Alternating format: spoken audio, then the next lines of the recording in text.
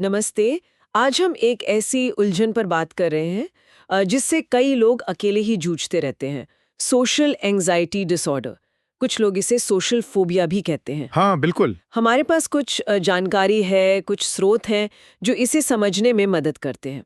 और आज हमारा मकसद है इसे आसान भाषा में समझना कि ये है क्या असल में, महसूस कैसे होता है, रोज की जिंदगी पर क्या असर डालता है और ये सिर्फ थोड़ा शर्मीला होने से कैसे अलग है। हम्म।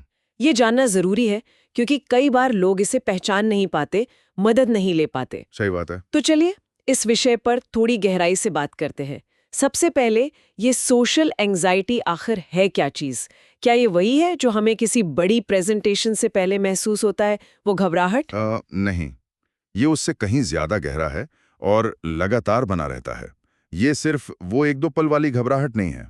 ये सामाजिक स्थितियों का एक, आप कह सकते हैं, तीव्र, लंबे समय तक चलने वाला डर है। अच्छा। हमारे पास जो जानकारी है वो बताती है कि इसमें ये चिंता लगातार बनी रहती है कि लोग आपको जज करेंगे, आपका मजाक उड़ाएंगे या शायद पसंद नहीं करेंगे।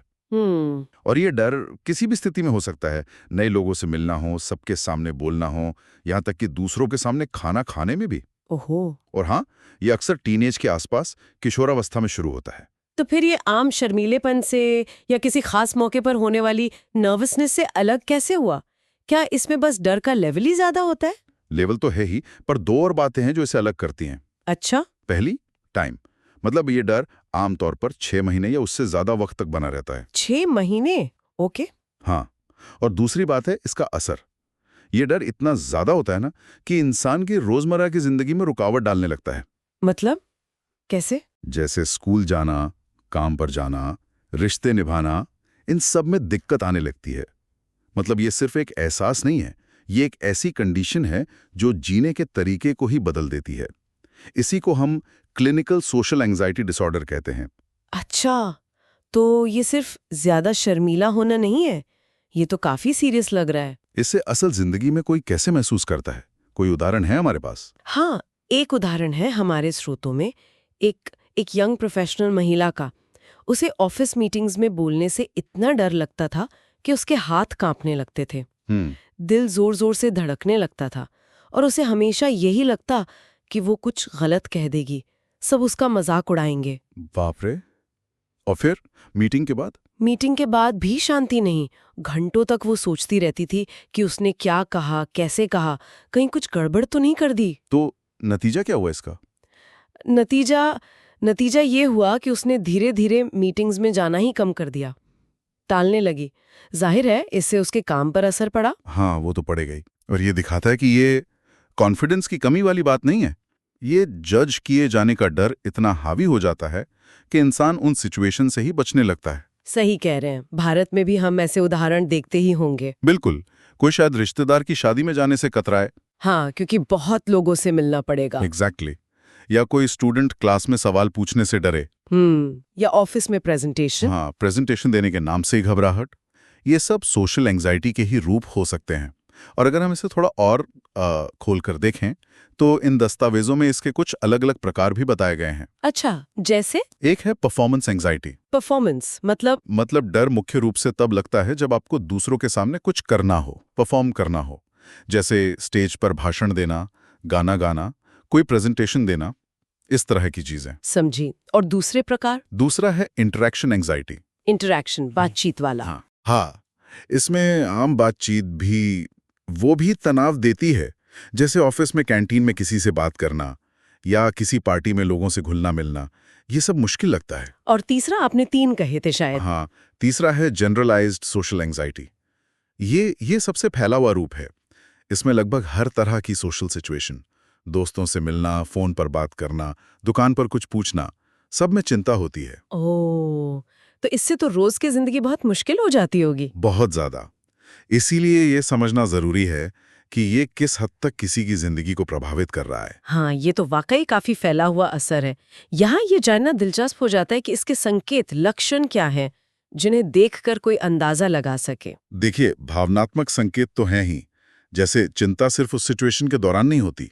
जानकारी ये बताती है कि व्यक्ति किसी सोशल इवेंट, मान लीजिए कोई पार्टी है या मीटिंग, उससे कई दिन यहाँ तक कि हफ्ते पहले से चिंता करना शुरू कर सकता है। पहले से ही? हाँ, और उस सिचुएशन के दौरान तो बहुत ज्यादा घबराहट होती ही है और बाद में अक्सर बहुत थका हुआ, ड्रेन्ड आउट महसूस करते हैं, निराश भी। और व्यवहार में क्या बदलाव दिखते हैं? मतलब बाहर से क्या नजर आता है? व्यवहार में सबसे बड़ी चीज है बचना, अवॉइड करना। ऐसी सिचुएशन से बचना जहां लगता है कि लोग ध्यान देंगे, जज करेंगे। हाँ। शर्मिंदगी का, बेइज्जती होने का डर वो लगातार बना रहता है और इंसान अपनी छोटी छोटी गलतियों पर भी बहुत ज्यादा सोचता है। सेल्फ क्रिटिसिज्म बहुत होता है। खुद की बुराई करना। हाँ, बहुत ज्यादा। और कई बार आंखों में आंखें डालकर बात करने में भी मुश्किल होती है। आई कांटेक्ट अवॉइड करते हैं। ये सब तो आम चिंता से काफी अलग और ज्यादा इंटेंस लग रहा है। बिल्कुल। आपने पहले शारीरिक लक्षणों का भी जिक्र किया था। क्या लोग अक्सर इन्हें एंजाइटी से जोड़ नहीं पाते? हाँ, ये बहुत कॉमन है। कई बार लोग इन फिजिकल सिम्टम्स पर ही ध्यान देते हैं और सोचते हैं कि नहीं कोई और शारीरिक बीमारी है। क्या होते हैं ये लक्षण? इसमें शामिल हैं बहुत ज्यादा पसीना आना, हाथ पैर कांपना, हाँ। चेहरा लाल हो जाना, दिल की धड़कन बहुत तेज होना, हाँ। कई बार पेट में गड़बड़ महसूस होती है या सांस लेने में दिक्कत होती है। और कुछ गंभीर मामलों में पैनिक अटैक भी आ सकता है। पैनिक अटैक वो क्या होता है? वो अचानक से बहुत तेज डर का दौरा होता है। हाँ। जिसमें ये सारे शारीरिक लक्षण कुछ ही मिनटों में अपने चरम पे पहुंच जाते हैं। बहुत डरावना अनुभव होता है ये। तो इसका मतलब ये सिर्फ मन का वहम नहीं है जैसा कई लोग कह देते हैं? बिल्कुल नहीं। शरीर पर इसका असली असर होता है, ये समझना बहुत जरूरी है। हाँ, ये शारीरिक प्रतिक्रियाएं असल में हमारे शरीर की अनैच्छिक तनाव प्रतिक्रिया है, स्ट्रेस रिस्पॉन्स, जिसे लड़ो या भागो कहते हैं, फाइट और फ्लाइट। हाँ, वही। ये प्रतिक्रिया असल में हमें खतरे से बचाने के लिए है। लेकिन सोशल एंजाइटी में क्या होता है, ये उन सामाजिक स्थितियों में एक्टिवेट हो जाती है जिन्हें हमारा दिमाग खतरे के तौर पर देखने लगता है, जबकि असल में खतरा होता नहीं है। और ये अनैच्छिक है, मतलब इस पर हमारा सीधा कंट्रोल नहीं होता। और यही वजह है कि ये साधारण सी बातचीत को भी बहुत मुश्किल, यहाँ तक कि असहनीय बना सकती है। ये सवाल मन में आता है कि आखिर ऐसा होता क्यों है? किसी की गलती है ये? नहीं, बिल्कुल नहीं। ये किसी की गलती या कमजोरी कतई नहीं है। जैसा कि हमारे स्रोत बताते हैं, इसका कोई एक सिंगल कारण नहीं होता। ये कई चीजों का मिला जुला नतीजा हो सकता है। जैसे जेनेटिक्स। मतलब अगर परिवार में किसी और को एंजाइटी रही है तो इसका रिस्क थोड़ा बढ़ जाता है। अच्छा। फिर है बचपन के अनुभव, जैसे स्कूल में बुलिंग हुई हो या घर में लगातार आलोचना सुनने को मिली हो। हाँ, ये तो असर डालते हैं। हाँ, कभी कभी बहुत ज्यादा रोक टोक या जरूरत से ज्यादा प्रोटेक्टिव पेरेंटिंग या फिर बहुत कॉम्पिटिटिव माहौल, वो भी इसे बढ़ा सकता है। तो ये हमारे दिमाग के काम करने के तरीके से भी जुड़ा हो सकता है? हाँ, कुछ हद तक। रिसर्च बताती है कि ये दिमाग के उन हिस्सों से जुड़ा हो सकता है जो डर और तनाव को प्रोसेस करते हैं, जैसे एमिगडाला। लेकिन सबसे जरूरी बात ये याद रखनी है, कारण चाहे जो भी हो, ये एक मानसिक स्वास्थ्य स्थिति है। ये कैरेक्टर की कोई कमी नहीं है। बिल्कुल। और अगर किसी को लगे कि शायद मुझे ये दिक्कत हो सकती है, तो इसका पता कैसे चलता है? डायग्नोसिस कैसे होता है? कोई टेस्ट है? नहीं, जैसा आपने पूछा, इसके लिए कोई ब्लड टेस्ट या ब्रेन स्कैन नहीं है। इसका निदान यानी पहचान आमतौर पर एक मेंटल हेल्थ प्रोफेशनल करते हैं, जैसे कोई साइकियाट्रिस्ट या साइकोलॉजिस्ट। बातचीत के जरिए? हाँ, उनके साथ बातचीत होती है।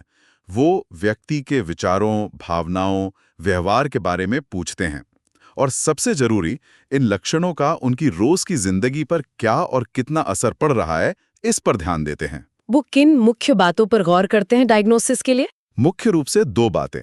एक, ये लक्षण कितने समय से हैं। आमतौर पर डायग्नोसिस के लिए कम से कम 6 महीने से ये लक्षण होने चाहिए। 6 महीने, ओके। और दूसरा, ये लक्षण व्यक्ति के जीवन के जरूरी हिस्सों जैसे काम, पढ़ाई, सामाजिक जीवन, रिश्ते, इनमें कितनी रुकावट डाल रहे हैं, कितना इंटरफियर कर रहे हैं।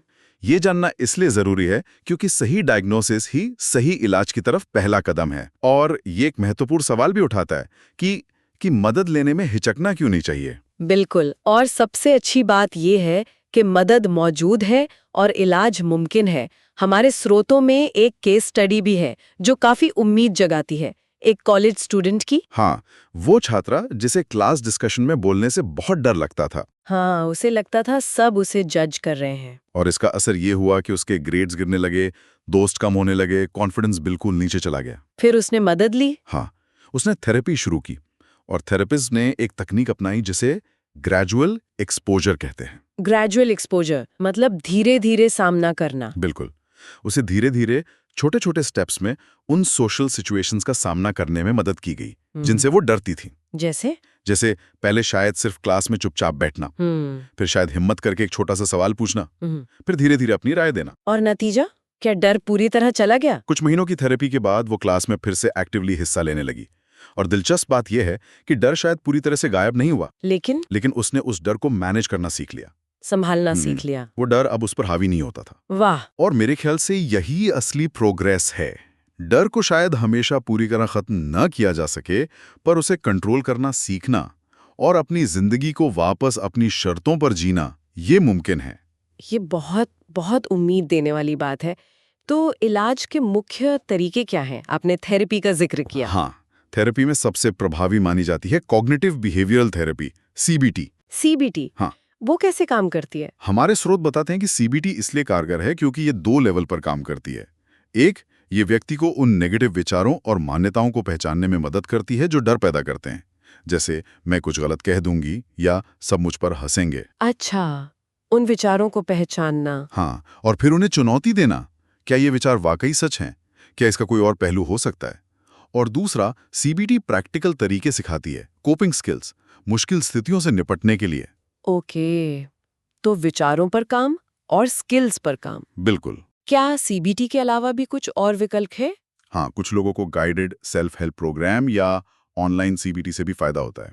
इनमें भी अक्सर थेरेपिस्ट का सपोर्ट रहता है और कुछ ज्यादा गंभीर मामलों में डॉक्टर दवाएं भी दे सकते हैं। दवाएं? कैसी दवाएं? एंटी डिप्रेसेंट दवाएं होती हैं, खासकर एसएसआरआईज ग्रुप की, जैसे सर्ट्रोलाइन या एस्केटालोप्राम। ये दिमाग में सेरोटोनिन नाम के केमिकल के लेवल को बैलेंस करने में मदद करती हैं, जिससे मूड और एंग्जाइटी में सुधार हो सकता है। लेकिन ये ध्यान रखना जरूरी है कि दवाएं डॉक्टर की सलाह पर ही लेनी चाहिए। और अक्सर सबसे अच्छे नतीजे तब मिलते हैं जब थेरेपी और जरूरत पड़ने पर दवा, इन दोनों को साथ में इस्तेमाल किया जाए। और शायद लाइफस्टाइल चेंजेस भी। हाँ बिल्कुल, लाइफस्टाइल में बदलाव भी बहुत मदद करते हैं, जैसे रेगुलर एक्सरसाइज, पूरी नींद लेना और रिलैक्सेशन टेक्निक्स। जैसे गहरी सांस लेने की एक्सरसाइज, मेडिटेशन या माइंडफुलनेस का अभ्यास, ये सब मिलकर काम करते हैं। ये एक सफर है जिसमें लगातार कोशिश और धैर्य की जरूरत होती है। सही कहा। चलिए अब कुछ आम गलतफहमियों पर बात करते हैं, मिथ्स। एक बात जो अक्सर सुनने में आती है कि सोशल एंजाइटी वाले लोग थोड़े रूड होते हैं या जानबूझकर दूरी बनाते हैं, एंटी सोशल टाइप। हाँ, ये एक बहुत बड़ा मिथक है और बहुत दुखद भी। जानकारी साफ तौर पर बताती है कि सच्चाई इसके बिल्कुल उलट है। सोशल एंजाइटी वाले लोग असल में दूसरों की बहुत परवाह करते हैं, वो जुड़ना चाहते हैं। अच्छा। हाँ, लेकिन वो जज किए जाने से इतना डरते हैं कि वो पीछे हट जाते हैं। उनका व्यवहार डर से आता है, बेरुखी या घमंड से नहीं। ये समझना बहुत जरूरी है। और एक और बात जो लोग अक्सर कह देते हैं, अरे बस थोड़ी हिम्मत दिखाओ या इससे बाहर निकलो। हाँ, ये तो बहुत कॉमन है। क्या ये इतना आसान है? बस हिम्मत दिखाने से हो जाएगा? बिल्कुल नहीं। ये कहना कि बस इससे उबर जाओ, ये वैसा ही है जैसे किसी का पैर टूटा हो और आप कहें, अरे बस दौड़ना शुरू कर दो। सही उदाहरण है। एंजाइटी इच्छा शक्ति की कमी नहीं है, विल पावर का मामला नहीं है। ये एक वास्तविक मानसिक स्वास्थ्य स्थिति है।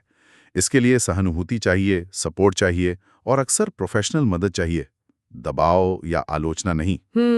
ठीक होने में समय लगता है और सबका अपना पेस होता है। तो क्या कुछ प्रैक्टिकल चीजें हैं जो लोग खुद से कोशिश कर सकते हैं, छोटे स्टेप्स? हाँ, कुछ छोटे व्यवहारिक सुझाव दिए गए हैं स्रोतों में।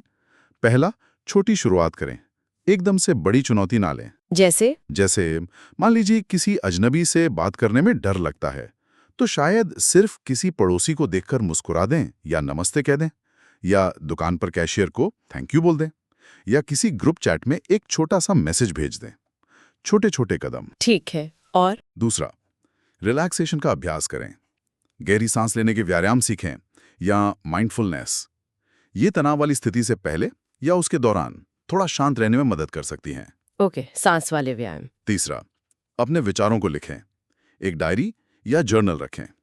इससे आपको ये समझने में मदद मिल सकती है कि किन स्थितियों में आपकी चिंता बढ़ती है और उस समय आपके मन में क्या नेगेटिव विचार आते हैं। इसे जर्नलिंग कहते हैं। अपने पैटर्न को समझना। एग्जैक्टली। चौथा, अपना ध्यान बदलें। जब आप किसी सोशल सिचुएशन में हों तो अपनी पूरी एनर्जी इस पे लगाने के बजाय कि मैं कैसा दिख रहा हूं या लोग क्या सोच रहे होंगे, कोशिश करें कि आप क्या कह रहे हैं या क्या कर रहे हैं, उस पर ध्यान दें। बातचीत के कंटेंट पर फोकस करें। ये मुश्किल होगा शायद शुरू में। हाँ, प्रैक्टिस लगती है। और आखिरी लेकिन बहुत जरूरी, खुद पर रहम करें। Be kind to yourself. याद रखें कि हर कोई कभी ना कभी सोशल सिचुएशंस में थोड़ा अजीब या अनकंफर्टेबल महसूस करता है। ये नॉर्मल है। प्रोग्रेस का मतलब परफेक्शन नहीं है, मतलब है लगातार कोशिश करते रहना और इस पूरी प्रोसेस में अपने साथ नरमी बरतना। बहुत अच्छे पॉइंट्स हैं ये। एक सवाल और, क्या ये सिर्फ बड़ों की समस्या है या बच्चों में भी हो सकती है? नहीं, ये बच्चों में भी हो सकती है। हमारे स्रोत बताते हैं कि बच्चों में भी सोशल एंजाइटी होती है। हालांकि उनके लक्षण थोड़े अलग हो सकते हैं बड़ों से। कैसे? बच्चों में कैसे पता चलेगा? जैसे बच्चा शायद स्कूल जाने से मना करे, बहुत रोए, दूसरों के सामने खासकर अजनबियों के सामने बोलने से बहुत डरे या पेरेंट्स से एकदम चिपक जाए। जरूरत पड़ने पर भी टीचर से मदद ना मांगे या ऐसी सिचुएशंस में जहां उनसे बात करने की उम्मीद हो वहां एकदम चुप हो जाए। अच्छा, तो अगर पेरेंट्स को ऐसा कुछ दिखे तो क्या करना चाहिए? बच्चों के इलाज में अक्सर पेरेंट्स को भी शामिल किया जाता है। थेरेपी थोड़ी अलग होती है। उसमें खेल का इस्तेमाल हो सकता है, प्ले थेरेपी, रोल प्लेइंग हो सकती है और सामाजिक स्थितियों का धीरे धीरे एक सुरक्षित माहौल में सामना करवाना, वो भी शामिल हो सकता है। सबसे जरूरी है कि अगर माता पिता अपने बच्चे में ऐसे लक्षण देखते हैं जो लगातार बने हुए हैं और बच्चे की डेली लाइफ पर असर डाल रहे हैं, तो डॉक्टर या किसी चाइल्ड साइकोलॉजिस्ट से जरूर सलाह लें। जल्दी मदद लेना बेहतर है। हाँ, जल्दी मदद मिलने से बच्चे को कोपिंग स्किल सीखने में मदद मिलती है, जो आगे चलकर बहुत काम आती हैं। तो इस पूरी बातचीत का सार क्या निकलता है? निचोड़ क्या है? निचोड़ यही है कि सोशल एंजाइटी डिसऑर्डर ये एक वास्तविक, आम और काफी परेशान करने वाली स्थिति है। ये सिर्फ शर्मीलापन नहीं है, उससे कहीं बढ़कर है। ये किसी की गलती या कमजोरी का संकेत बिल्कुल नहीं है। और सबसे महत्वपूर्ण बात, इसका इलाज संभव है, ये ट्रीटेबल है। सही मदद और सपोर्ट से लोग इसे मैनेज करना सीख सकते हैं और एक भरपूर जिंदगी जी सकते हैं। हाँ, और हम सुनने वालों को यही याद दिलाना चाहेंगे कि अगर उन्हें लगता है कि वे या उनका कोई अपना इस तरह की मुश्किलों से गुजर रहा है, तो आप अकेले नहीं हैं, मदद मौजूद है, उम्मीद है। बिल्कुल। और यहाँ सोचने के लिए एक बात ये भी हो सकती है कि जब हम सोशल एंजाइटी जैसी जो दिखती नहीं है ऐसी चुनौतियों को बेहतर ढंग से समझते हैं, तो क्या हम अपने आसपास के लोगों के प्रति, अपने समुदायों में ज्यादा संवेदनशील, ज्यादा मददगार बन सकते हैं? अच्छा पॉइंट है। या अगर ये चर्चा किसी सुनने वाले के दिल को छूती है, उन्हें लगता है कि ये उनकी बात हो रही है, तो आज वो अपने लिए या किसी और के लिए कौन सा एक छोटा पॉजिटिव कदम उठा सकते हैं? शायद सिर्फ इस बारे में और जानकारी हासिल करना या किसी भरोसेमंद इंसान से बात करना ही पहला कदम हो सकता है। बिल्कुल। और अगर आपको या आपके किसी जानने वाले को मदद की जरूरत महसूस हो रही है, तो पहला कदम उठाना बहुत जरूरी है। जैसा कि हमारे स्रोत बताते हैं, मेड्रैक हॉस्पिटल जहानाबाद में अनुभवी डॉक्टर और थेरेपिस्ट हैं। वे आपको गाइड कर सकते हैं, उपचार में सहायता कर सकते हैं। याद रखिए, रिकवरी संभव है और ये अक्सर छोटे छोटे कदमों से ही शुरू होती है। मानसिक स्वास्थ्य और बेहतर जीवन जीने के तरीकों पर और जानकारी के लिए हमारे साथ जुड़े रहें। और हाँ, अगर आपको लगता है कि ये बातचीत किसी और के काम आ सकती है, तो प्लीज़ इसे उनके साथ शेयर ज़रूर करें। यह मेड्रैक हॉस्पिटल जहानाबाद की पेशकश थी, विश्व स्तरीय स्वास्थ्य सेवा, यहीं बिहार में।